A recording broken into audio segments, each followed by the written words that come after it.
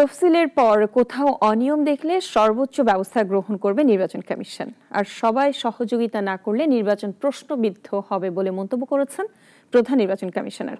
সকালে আগারগাঁওয়ের নির্বাচন ভবনে রাজনৈতিক দলগুলোর সাথে সংলাপের শুভেচ্ছা বক্তব্যে সিইসি এই মন্তব্য করেন। বিস্তারিত জানাচ্ছেন মুনিয়া জ্যোতি। ত্রয়োদশ সংসদ নির্বাচন উপলক্ষে নিবন্ধিত রাজনৈতিক দলগুলোর সাথে সংলাপ শুরু করেছে নির্বাচন কমিশন। সকালে আগারগাঁওয়ের নির্বাচন ভবনের সম্মেলন কক্ষে সংলাপে যোগ দেয় প্রধান নির্বাচন কমিশনার এএমএম নাসির উদ্দিনের নেতৃত্বে সকল নির্বাচন কমিশনার, কমিশনের কর্মকর্তা সহ ৬টি রাজনৈতিক দলের প্রতিনিধিরা।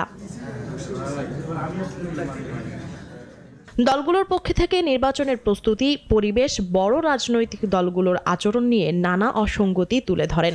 আপনাদের মন মানসিকতা ওইরূপ থাকতে হবে যে আপনারা এদেশে একটা সুন্দর নির্বাচন উপহার দিতে যাচ্ছেন। জোটের প্রতীকে বড় দলের সাথে জোট করি বা যে দলের সাথেই জোট করি, যদি সেই দলের মার্কাই যদি নির্বাচন করি তাহলে আমার নিবন্ধনের প্রয়োজন ছিল না। তুমি জানো তুমি ভোট কাকে দিবে, কেমন করে দিবে, সেগুলো জিনিসটা এসে কম্পিটিশনে দিয়ে দেয়। সেভাবে পোস্টার না লাগিয়ে সেভাবে যদি আপনারা প্রচারণা চালান, অনেক ভালো প্রচার হবে।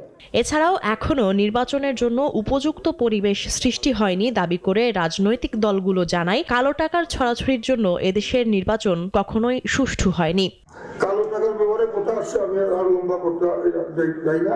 সদস্য ফিটা আমার মনে হয় একটু বেশি হয়ে গেছে, এখানে থাকা ভালো। প্রধান নির্বাচন কমিশনার বলেন, রাজনৈতিক দলগুলো নির্বাচনের মাঠে খেলোয়াড় আর কমিশন রেফারির ভূমিকায়। তবে সবার সহযোগিতা না থাকলে নির্বাচন কমিশন তার নিরপেক্ষতা হারাবে।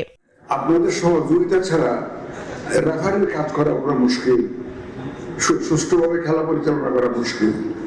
ইলেকশনটা আমরা কমিটেড, প্রতিশ্রুতিবদ্ধ জাতির কাছে যে আমরা একটা সুষ্ঠু, সুন্দর, ক্রেডিবল, গ্রহণযোগ্য নির্বাচন আমরা উপহার দিতে চাই।